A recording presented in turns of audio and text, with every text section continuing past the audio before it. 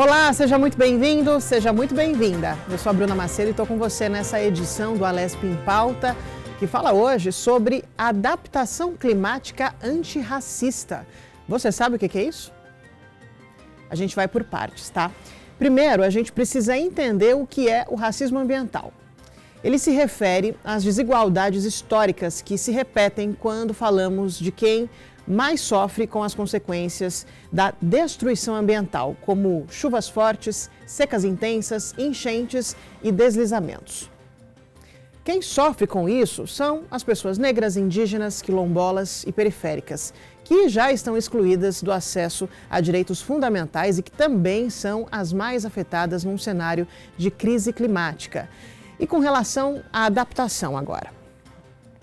São as medidas de adaptação aos eventos extremos que estão diretamente relacionadas com o quanto o poder público brasileiro está empenhado em destinar recursos para subsidiar boas condições de infraestrutura urbana, moradia, segurança alimentar, centros de saúde, entre outros direitos básicos, a fim de garantir a capacidade de resiliência para a sociedade, em especial a população em situação de vulnerabilidade socioeconômica. Mas quem fala mais sobre o tema com a gente são os meus convidados do dia. Primeiro, o Edgar Aparecido de Moura, que é pesquisador de políticas de ações afirmativas em soberania e segurança alimentar e combate à fome. Edgar, seja muito bem-vindo. Olá, olá. E também a Tainá Gutierrez Gomes, que é secretária executiva da Rede por Adaptação Antirracista. Tainá, seja muito bem-vinda, obrigada pela participação. Obrigada, um prazer estar aqui. Vamos lá, gente, começar o nosso bate-papo? Um tema bem interessante hoje. Eu quero que vocês saibam que eu estou aqui para aprender com vocês acima de qualquer coisa. Eu queria que vocês começassem falando primeiro um pouquinho da função de vocês, do que vocês fazem com relação ao tema. Pode ser? A gente pode começar com a Tainá. Perfeito. Prazer estar aqui, muito obrigada. Eu sou secretária executiva da Rede por Adaptação Antirracista, que é uma rede de 50 organizações espalhadas pelo Brasil que trabalham, a partir do tema da adaptação climática, um foco antirracista para as políticas públicas. Então, a gente faz monitoramento de projetos legislativos e incidência nas políticas públicas para que a agenda de adaptação climática foque em quem mais precisa, que é prioritariamente as populações negras, indígenas, quilombolas, as mulheres, as pessoas com deficiência. Então, a gente trabalha em rede para conseguir melhorar as políticas públicas. A população ribeirinha também? Também. Entra toda essa comunidade tradicional, né? Todos os povos e comunidades tradicionais, as matrizes africanas, né? As comunidades de terreiro, as comunidades ribeirinhas, todas juntas com a gente. Muito bem, é um trabalho e tanto. Edgar, e você? Me conta, você é pesquisador. Sim, eu hoje atuo também na segurança alimentar, sou conselheiro nacional de segurança alimentar, faço parte de uma organização que é os Agentes de Pastoral Negro do Brasil, do Ente Social Negro, que está em 12 estados, e que nosso foco é o combate ao racismo, o combate à fome, e nessa questão climática está dentro da nossa pauta atuar e discutir e propor políticas públicas para enfrentar esse racismo ambiental. Muito bem, já que você já me deu o termo e a gente inclusive deu um spoilerzinho no início aqui do nosso programa, eu queria passar para vocês, porque vocês são os especialistas no assunto. Edgar, você pode nos explicar de forma prática e didática o que é o racismo ambiental?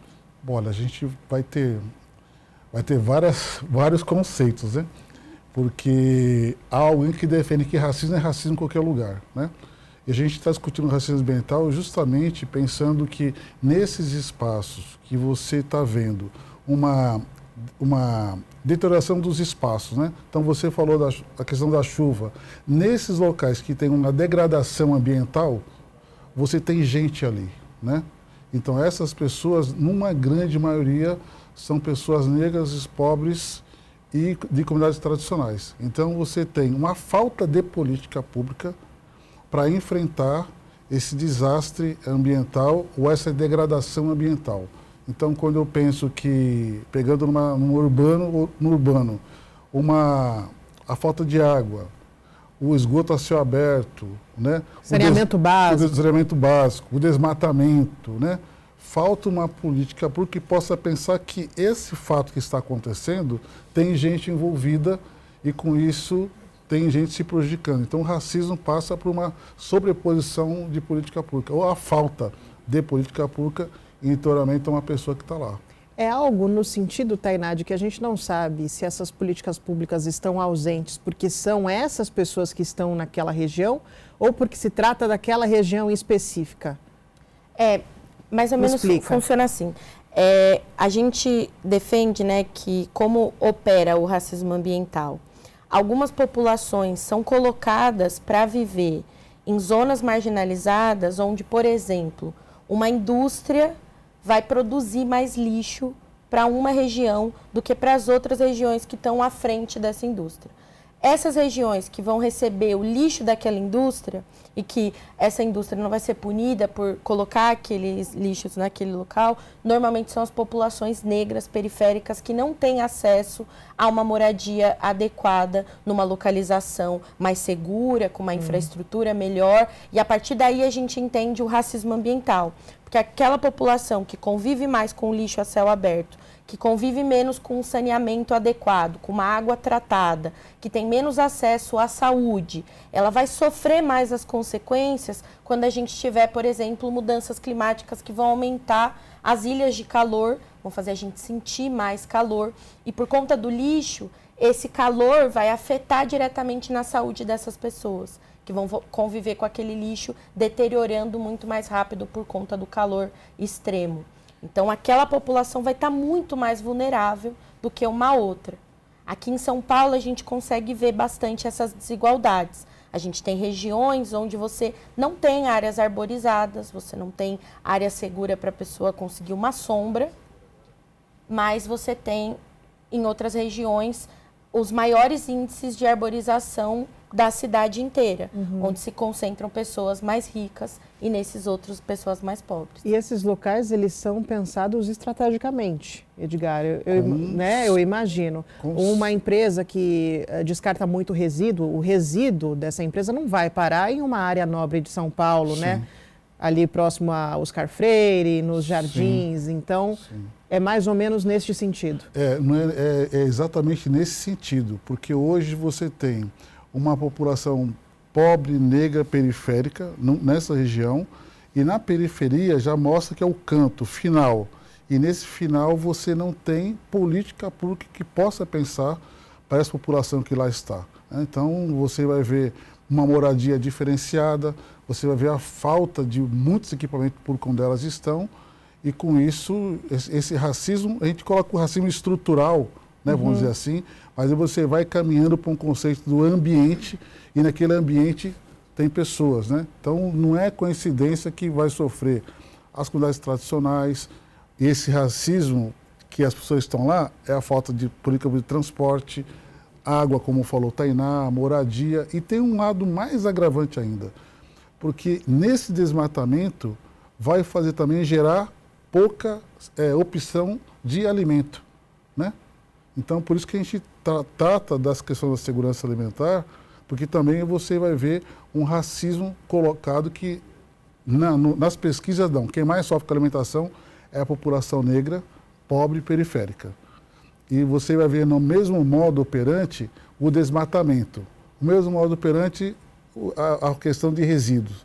Então, essas políticas públicas, elas são pensadas para não ter acesso a essa população a um programa, uma política pública. Então, o racismo é a falta de acesso, é não deixar ela ter acesso a um programa, uma política pública.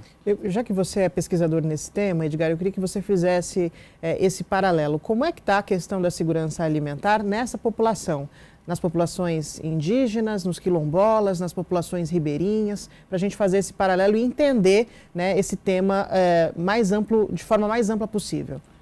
Olha, a gente tem o inquérito da Rede Pensando 2022 que mostrou que 33 milhões de pessoas, né, 33% de pessoas passam fome. Na grande maioria são comunidades tradicionais, população negra, e você vai ver que tem uma questão de gênero, que as mulheres sofrem mais com a questão da fome, né? Até porque ela está lá com pouco recurso e tal. E aí quando você vai olhando, porque como é que você vê a população? Você vai olhando aonde não tem acesso. Então, se você vai ver a população indígena, tem uma questão histórica de violência com a questão da titulação ou a reforma agrária, titulação de terra, né? Você vai para o quilombola, a mesma coisa. Você vê que todos esses espaços que tem o conflito de terra, território, no urbano, no rural, você vê que está ali a questão indígena, você vê a questão quilombola com a titulação, e você vai ver também essa questão da moradia e o pior agora, né? O alto índice de pessoas em situação de rua. E por coincidência ou não, quando você vai perguntar quem são pessoas negras. Então, como é que a gente vai tratar o racismo? Por isso que a gente fala que tem um racismo estrutural, e quando eu vou olhar ele nesses membros, e aqui da questão do meio ambiente... Depois você vai setorizando. Você vai ver que no meio ambiente também está sofrendo isso, né? Então, você vê os dados, né? O IBGE acabou de soltar uma PNAD mostrando isso, a Rede Pensante tem um inquérito que mostrou isso, né? E agora você vai ver essas violências colocadas no campo.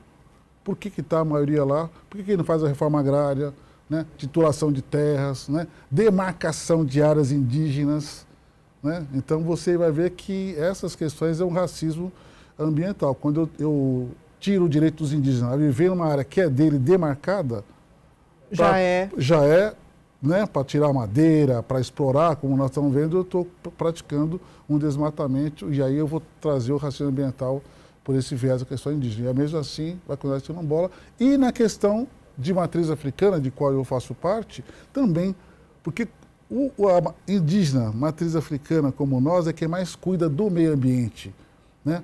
Os nossos orixás, os nossos sagrados, todos eles estão ligados ao meio ambiente. Está ligado à água, ao verde, à moradia, né? A gente acha que é do meio ambiente que eu consigo trazer as grandes riquezas e trazer as curas. Então, se eu estou acabando com o ambiente, da onde eu vou trazer, na verdade, o meu culto? E da onde, inclusive, eu vou colocar as minhas oferendas para o meu sagrado, né? Quando eu quero fazer, se eu estou acabando com o meio ambiente. Então, essa relação ambiental, o racismo ambiental, ele é muito cruel, como todo racismo, mas nesse foco tem endereço, tem nome e tem documento quem são. Tainá, a crise climática, a gente pode dizer que também é ou faz parte de uma crise de direitos humanos? Com certeza. Por quê, né? Quando a gente está falando da crise climática, a gente está falando, né, do quanto a gente está chegando num ponto de não retorno do planeta, onde a gente vai subir tanto a temperatura do planeta que vai ficar inabitável para todo mundo. Só que nessa escada, né, nessa esteira, onde as pessoas caminham para esse final do mundo, a gente tem algumas que vão caminhar primeiro. Não porque elas estão fazendo algo de errado, não porque elas não separam o lixo corretamente. Porque elas estão naquele lugar. Exatamente, porque elas foram privadas de outros direitos que fizeram com que elas ficassem mais vulnerabilizadas. Então, se eu tenho menos acesso à educação de qualidade, se eu tenho menos acesso a uma saúde preventiva, que me garante não ter problemas respiratórios, que me garante não ter problemas cardiovasculares, se eu não tenho acesso a alimentos de qualidade e sou o tempo todo ofertado para mim, né, alimentos ultraprocessados, alimentos com muito sódio, com muito açúcar, eu tenho um corpo totalmente despreparado para lidar com um novo cenário, que eu vou precisar aprender a lidar. Então, no momento de calor extremo que a gente vai viver, de frio extremo, de muitas chuvas, de muitas secas, esses corpos estão mais vulnerabilizados. Do que aqueles que não fazem parte dessa... Exatamente, que têm mais acessos a políticas, né? De uma boa saúde, de uma boa educação, de uma boa moradia. Porque são essas pessoas que o tempo todo se preparam preventivamente para esses novos cenários. Sim. E quando a gente fala sobre uma crise, né? E sobre uma emergência climática, e a gente não traz o como as populações, nas suas diferenças, vão precisar se adaptar, a gente está privando quem mais precisa de saber o que precisa fazer para sobreviver. Porque não adianta eu dizer que a gente precisa só separar o lixo orgânico do lixo reciclável se na minha rua não passa uma coleta seletiva. E nas periferias não passam coleta seletiva. Então, como é que eu processo um lixo se na minha rua só passa um canal aberto para a gente jogar o lixo, sabe? Enquanto você fala, vai me vendo aqui, vem algumas imagens na minha cabeça, né? Você fala, o pobre ele é mais afetado, não necessariamente porque ele não separa o lixo, mas sim porque ele está exposto à falta de políticas públicas. Aí você fez um paralelo com essa questão do lixo, por exemplo, e eu me recordei aqui. Normalmente é o pobre, é o cara que trabalha com a reciclagem, que faz essa separação. Exatamente. Que vem de um lixo de alguém que tem todo o acesso à educação do mundo, mas por muitas vezes não faz o mínimo que é separar, por exemplo, aquele lixo que é reciclável, aquele que não é. Que falta política pública. Na verdade, falta coragem do Estado brasileiro de realmente criar uma política pública de verdade para que a gente possa ter uma questão de reciclagem e separação do lixo, né? Porque não é só a sociedade civil fazendo. Eu faço e vai para onde? Eu faço e quem coleta. Sim. Então é fácil a gente analisar. Se a gente fizer uma pesquisa, quais são os bairros da cidade de São Paulo, os bairros periféricos do Brasil, que existe uma coleta seletiva. E quem é que faz essa separação, né? Exatamente. Quem é que mais descarta e quem é mais que faz? Talvez a gente chegue nessa conclusão de que o pobre ele é afetado, mas não porque ele não faz a parte dele. Eu queria repercutir com vocês aqui um estudo que a nossa produção separou, que diz o seguinte, olha só, o relatório da Anistia, né, dados apresentados pelo relatório da Anistia comprovam que de 1990 a 2015, o 1% mais rico da população mundial foi responsável por emitir mais que o dobro do dióxido de carbono que a metade mais pobre do mundo em conjunto. E nesse mesmo período, os 10% mais ricos da população mundial foram responsáveis por mais da metade das emissões de carbono, enquanto os 50% mais pobres foram responsáveis por apenas 7%. Isso vai muito de encontro com o que a gente está discutindo aqui, né? Totalmente. E quando a gente fala da crise climática, infelizmente ou felizmente, é uma crise que ela não separa as fronteiras. Então, aquilo que os países mais ricos vêm produzindo de poluição ao decorrer dos anos, afeta diretamente os países mais pobres que sequer tiveram a oportunidade de poluir tanto quanto eles. Só que quem vai morrer primeiro são os países mais pobres por conta dessas condições. Essas condições de infraestrutura das cidades, essa condição de saúde da população, essa condição de se reconstruir cidades para pensar um novo cenário. Então, enquanto, né, os países mais ricos já estão numa fase, né, de pensar painéis solares e grandes praças e cidades esponjas, porque não é para eles que vem, né, os primeiros efeitos dos eventos climáticos extremos, nós que somos parte desses países que serão os mais afetados. E os primeiros afetados? E os primeiros afetados, a gente não só não contribui para essa quantidade de poluição que atinge a atmosfera, quanto a gente não vai ter os principais recursos para reconstruir todas as cidades. Aqui no Brasil, a gente tem um dado do CEMADEM de que quase 3.000 cidades estão em contexto de emergência climática. A gente pode citar, por exemplo, o Rio Grande do Sul, que acabou de passar para a questão das enchentes? Exatamente. E num lugar como esse, né, do Rio Grande do Sul, que 99% das cidades foram afetadas, não é de um dia para o outro que você reconstrói 99% das cidades. Sim. E o Rio Grande do Sul foi atingido por eventos climáticos que não diziam respeito ao que o Rio Grande do Sul estava fazendo, necessariamente. Foi todo um contexto, né, de falta de cuidado com a Amazônia, que não faz parte só do Brasil, mas de outros países, e todos os poluentes que estão colocados na atmosfera pelos países mais ricos, que impactaram o Rio Grande do Sul. E aí tem um detalhe do Rio Grande do Sul que é importante para a gente pensar a adaptação climática antirracista, que é justamente o como você reconstrói. Porque o Rio Grande do Sul tomou uma decisão que a gente considera uma decisão racista também. Porque ao invés de priorizar as populações que a gente já sabe que são mais vulnerabilizadas primeiro, porque era quem precisava de mais condições, decidiu priorizar as famílias mais ricas dos bairros mais ricos e começou a fazer a limpeza de toda a lama e dejeto nessas regiões antes de fazer nas periferias. Então, até hoje você tem comunidades periféricas, principalmente negras, que estão nos abrigos, enquanto as famílias ricas já estão voltando aos seus lares, já podem voltar a morar nas suas casas. Até isso. Então, até aí, nesse contexto de desastre extremo, você ainda tem uma escolha racista operando. Até na reconstrução, né? Então, essa reconstrução, e esse que a Tainá fala é muito maluco, porque se você já tinha um grande número de pessoas mais pobres e um número de pessoas mais ricas, dentro de um Estado essa lógica é a mesma, na reconstrução eu estou seguindo a mesma lógica. Então, quer dizer, aquele que mais precisa está ficando por último numa reconstrução e seguindo a mesma lógica. Deveria ser o contrário. Deveria ser o contrário. E aí, quando você pega no Rio Grande do Sul, está servindo como... Mas você pega os últimos desastres do Rio de Janeiro, o Rio Grande do Sul, a coisa foi muito grande. Foi um absurdo, um absurdo. Né? Mas agora o que está sendo feito? Tem um observatório que fez um estudo, eu até consigo lembrar o nome, onde ele mostra onde mais afetou o Sul, desses 90%, você pega o mapa do afetamento e você pega o mapa onde estava a população mais pobre a mais e pobre negra, foi a mais afetada. É a mais afetada. E aí quando você olha quem está na política pública de reconstrução primeiro, o gráfico vira de ponta cabeça. Né? Nossa. Que eu estou olhando primeiro quem menos foi afetado ou quem tem um poder aquisitivo maior. Um pouquinho melhor. Então, e a questão climática está trazendo para a gente, na área de segurança alimentar, você traz o deserto alimentar, você traz uma coisa que tem um pesquisador que faleceu, né, que é o Lala, a África Lala, onde ele fala do nutricídio. Né?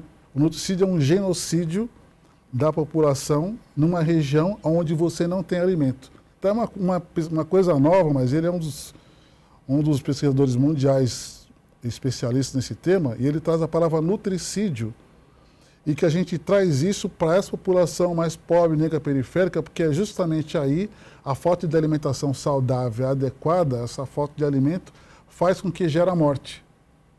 Né? Então, o que é o nutricídio? O genocídio de uma população onde não tem acesso ao alimento.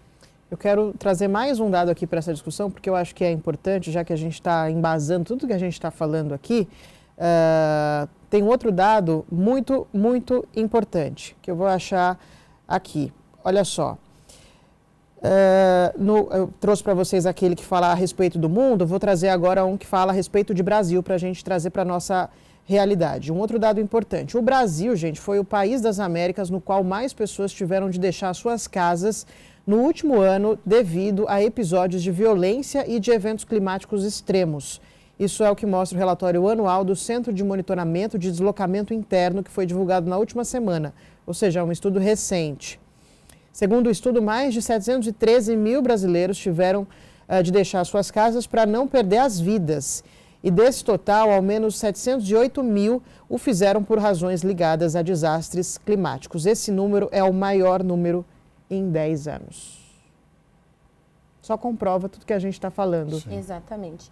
E acho que ele traz um ponto importante, que é, quando a gente está falando de reconstrução das cidades, a gente necessariamente vai ter que falar sobre infraestrutura das cidades. A gente vai precisar corrigir as desigualdades da moradia e da habitação, que é onde a gente sempre desprioriza quando a gente vai falar de respostas climáticas. É aí que entra a questão da adaptação? Exatamente. Quando a gente está falando da adaptação climática, a gente está falando de um conjunto de fatores que vão precisar acontecer para que as populações consigam permanecer nos ambientes onde elas vivem e sobreviver.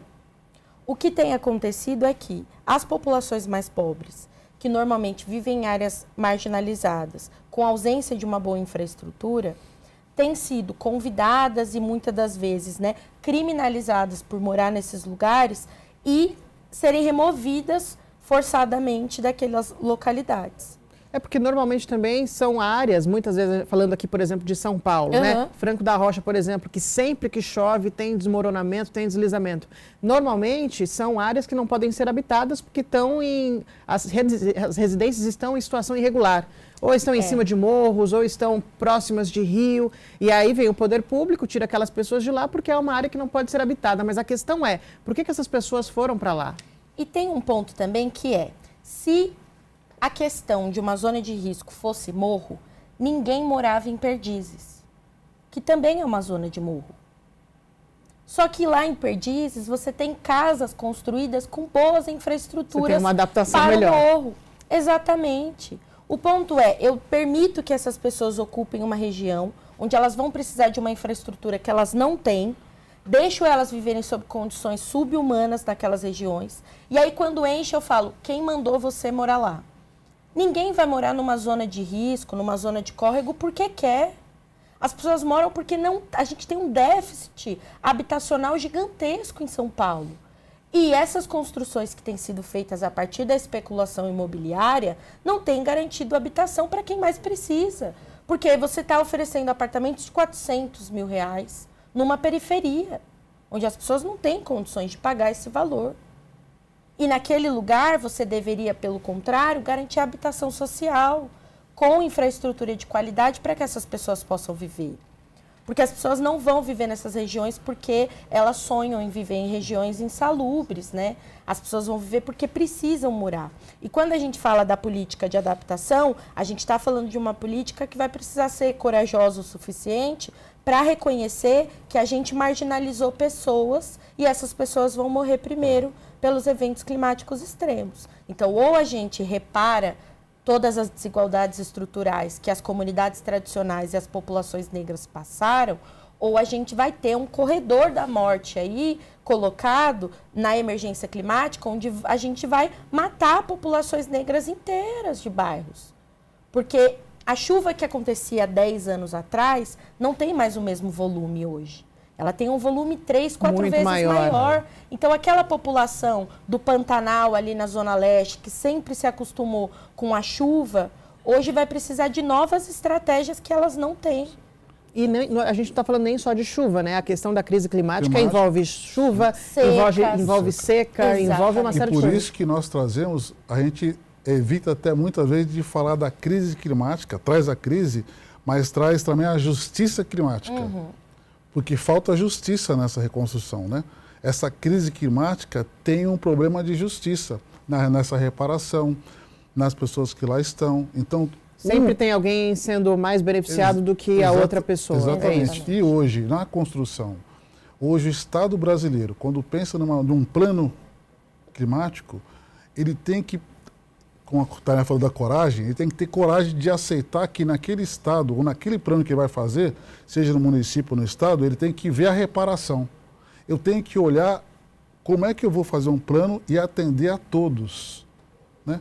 É disso que nós estamos dizendo. Existe um problema estrutural e eu preciso olhar para esse plano pensando em tudo isso. Senão eu faço um plano e eu deixo as grandes áreas mais ricas privilegiadas de novo com um plano para se preparar para uma crise climática e deixo quem mais precisa de fora. Eu costumo dizer, eu faço um trocadilho assim, vai vir um frio danado. Então eu pego a população mais rica e falo, ó, vai vir um frio, vocês peguem a roupa mais quente e colocam, então eu vou oferecer roupa para vocês super quente, blusa para todo mundo. Para o povo mais pobre, eu não ofereço nada. O frio vai chegar. Eu, como Estado brasileiro, falei que o frio ia chegar, todos sabendo que vai chegar, e o que eu fiz para preparar o povo mais pobre? Não, eu fiz o inverso. Eu preparei o povo mais rico para colocar uma blusa para preparar o frio, e o mais pobre ficou sem nada. Então, quando vir esse frio danado, vai ter isso que a gente chama de genocídio, né? É uma morte anunciada. Nós estamos assim, o genocídio é uma morte anunciada, pensada por uma falta de política pública. Então, um plano climático hoje, ele tem que ser bem discutido com a população brasileira, e tem que olhar muito a sua realidade social e econômica. Na sua visão de pesquisador, Edgar, como é que está caminhando essa questão da adaptação hoje, aqui em São Paulo, no Brasil, e qual seria o ideal? Primeiro, o ideal é ouvir a população, primeiro ponto. O ideal é ouvir a população, o ideal é ouvir os institutos de pesquisa, os números, os indicadores, e aí em um conjunto que envolve setores do governo, seja ele o Estado ou o município federal, pensar em ações olhando a sociedade civil. Então, para eu e a Tainá, fazendo parte de um movimento, Conselho de Segurança Alimentar, está discutindo monitoramento, participação social, tem que ouvir a sociedade. Tainá faz parte de um grupo, de uma frente que está discutindo, tem dados, tem números, então vamos ouvi-los e ver como é que a gente pensa num número que possa fazer isso. Uma coisa é certa, os mais ricos também nessa hora do clima têm que pagar mais para esse plano, para poder abastecer a sociedade mais pobre. Essa é a lógica. Eu vou ter que também pensar na taxação de riqueza também nessa lógica, porque nós estamos falando de recursos. Então, por isso que eu digo que, para mim, o melhor plano hoje é o que a sociedade civil seja ouvida, discutida, e a gente não tem mais jeito. A gente precisa caminhar para um orçamento afirmativo. Eu tenho que ter um orçamento que ele olhe quem mais precisa, e as minhas ações de política pública têm que ser direcionadas. A política pública universal, ela vai manter essa desigualdade social, econômica que existe no nosso país. E no estado de São Paulo, um estado rico, não é diferente. Eu vou ter que olhar, né? Eu vou ter que chamar a Assembleia, as câmaras municipais, a sociedade civil, as universidades, e pensar assim, vamos pensar junto num plano que possa atender a todos, né? Então, eu não tenho dúvida que passa por um plano também de reparação. Um plano afirmativo, mas com uma palavra de reparação, que é reparar os problemas existentes até hoje. Você também compartilha dessa opinião, Tainá? O que você acha? Qual é o melhor plano de adaptação climática na sua visão? No caso do Brasil, a gente tem um grande desafio que é garantir que um plano nacional converse com 5.595 municípios que a gente tem. Não adianta fazer um plano de portas fechadas no Ministério do Meio Ambiente que não conversa com os prefeitos e as prefeitas das cidades que vão ser quem vai implementar aquele plano. Quem vai fazer a política pública de adaptação climática acontecer vão ser as cidades, porque é ali que é sentido a adaptação climática ou a desadaptação climática. São nas cidades, então a gente vai precisar de planos que se conversam. Qual que é o cenário que a gente tem hoje? A gente tem menos de 10% das cidades com planos de adaptação e esses planos nunca saíram do papel. A gente não tem um exemplo de uma política pública de adaptação que realmente funcionou em alguma cidade brasileira. Num contexto onde o Brasil é um dos países mais suscetíveis aos eventos climáticos extremos.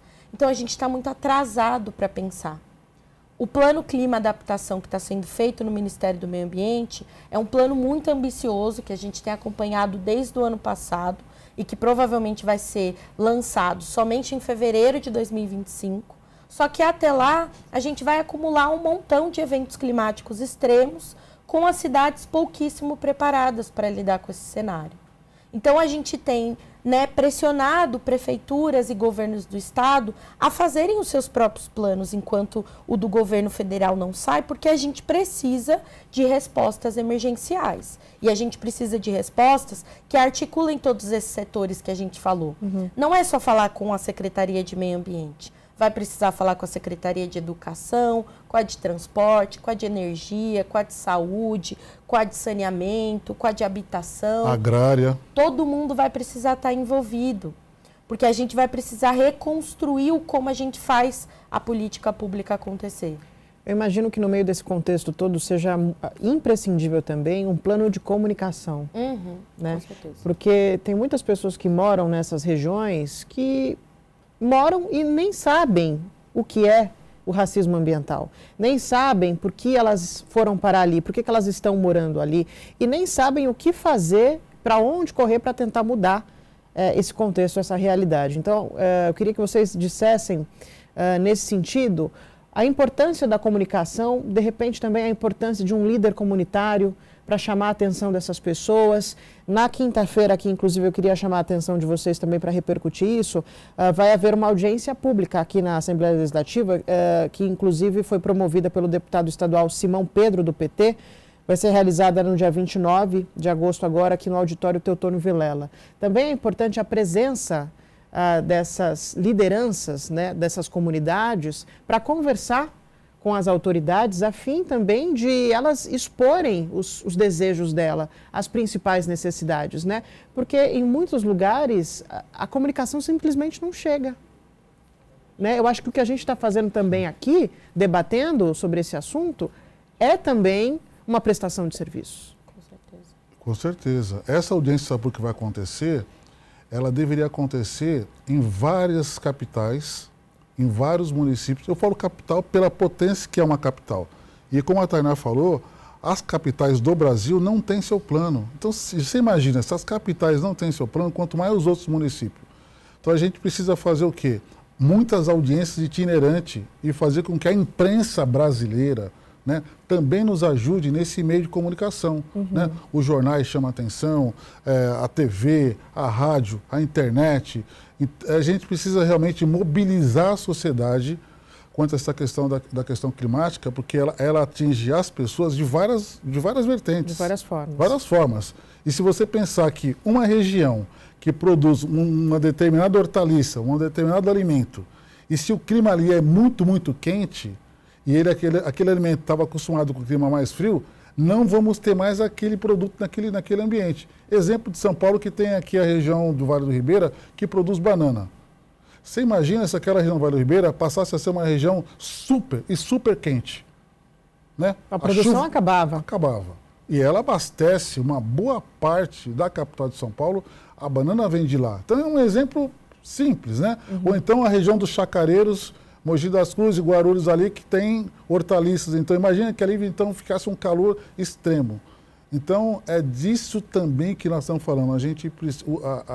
O Estado brasileiro precisa conversar mais. É o momento dos prefeitos, dos governadores, dos ministros, como a Tainá falou, do governo, sentar e discutir, mas não de porta fechada. Sentar e discutir e ouvir também a sociedade civil através dos conselhos que tem. Conselho de Segurança Alimentar, Conselho de Agroecologia, os conselhos que nós temos. Agências públicas. Agências públicas, né? Então, para a gente poder realmente tirar um encaminhamento que seja uma política pública que seja plausível e o suficiente para a gente realmente combater essa justiça climática, esse racismo ambiental.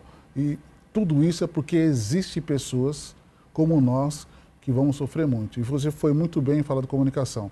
A gente precisa investir mais em comunicação. Informação. Né? A gente usa muito a comunicação e a informação apenas para o bem do capital. Às vezes também para o lazer, né? E tem um grande desafio que é a gente precisa começar a instruir as grandes mídias a pautarem esse caminho de prevenção e de solução e não só anunciar os desastres. Porque quando a gente só mostra os desastres, os eventos climáticos extremos, a gente passa para a sociedade que está distante do debate climático que o mundo está acabando hoje e que todo mundo vai morrer amanhã. A gente já tem uma parcela de jovens que não pensam em ter filhos, não pensam em constituir família, que estão com depressão e ansiedade climática por conta do que a gente está assistindo. Quando, na verdade, a gente precisa convidar essa sociedade para pensar com a gente as soluções, porque a gente precisa pensar os caminhos de adaptação. E a gente precisa lembrar, principalmente a gente, né, que está nesse grupo de populações negras, que faz parte de comunidades de terreiro, que a nossa ancestralidade sempre foi marginalizada e discriminada e viveu em condições completamente insalubres e criaram soluções, tecnologias ancestrais de adaptação ao que vivia. Então, a gente pode construir soluções, né? A gente precisa, de um lado, que o governo passe a escutar mais a população que está sofrendo para conseguir priorizar as políticas e, por outro lado, a gente precisa que a mídia tradicional paute também esse lugar de quem está produzindo soluções. Escute mais, né, os pesquisadores, os movimentos sociais, as organizações que estão diariamente dialogando com as comunidades e produzindo pequenas soluções para que a gente veja esse lado também, né, de reconstrução que a gente já está fazendo. E não só ver o desastre. Porque é muito importante denunciar a negligência, no caso das grandes queimadas que a gente está assistindo hoje, o impacto que o mau agronegócio faz no Brasil, mas a gente precisa também mostrar as boas soluções, Porque senão a gente cria um lugar de ansiedade, depressão, que não leva a gente para nenhum caminho positivo. Só leva a gente para paralisação, para uma depressão profunda, onde a gente não encontra soluções possíveis, né? E quem é mais afetado com isso é justamente a gente, né? Saúde que vai mental. ser mais impactado. Saúde mental. E se você pensar nos peixes, os pescadores artesanais, as marisqueiras, se a gente for pensar que nós estamos falando de racismo ambiental, que passa por tudo isso. Se a gente analisar abaixo o número da pesca artesanal, o número de peixe que você não acha mais, o número de pássaros que você vê que está sumindo. Os animais que morreram agora nas queimadas, os animais que morreram lá na enchente do Rio Grande do Sul. Exato. É uma cadeia muito grande. Essas pessoas, e você começa a perceber que o número de pessoas envolvidas com problema de saúde mental aumenta a cada dia, né? Porque a gente fica, o que eu vou fazer? Qual é a saída? Entra num desespero ali, porque realmente uma andorinha sozinha não faz verão, né? E a pessoa se vendo inserida naquele contexto, de fato, a gente entende o porquê do desespero. Senhores, foi um prazer conversar com os dois, aprendi muito nesse Alesp em Pauta. Eu quero agradecer a presença e dizer que as nossas portas estão sempre abertas para vocês, tá bom? Muito obrigada. Obrigado e muito obrigado de você também divulgar e comparecer no dia 29, né? Nessa audiência pública vai ser muito interessante, toda a sociedade civil e também prefeitos, legislativos, venham para cá, porque vai ser um bom exemplo do que nós podemos fazer em outras cidades também, que essa é a nossa proposta, ter um encaminhamento que a gente faça isso itinerante, né? E não ter lugar melhor do que fazer isso dentro da Casa das Leis do Estado de São Paulo. Edgar, Tainá, eu poderia ficar mais 40 minutos aqui conversando com vocês e com você também aí de casa que está nos acompanhando, mas o Alesp em Pauta precisa terminar aqui, tá bom? Eu te espero numa próxima oportunidade. Até lá. Tchau, tchau.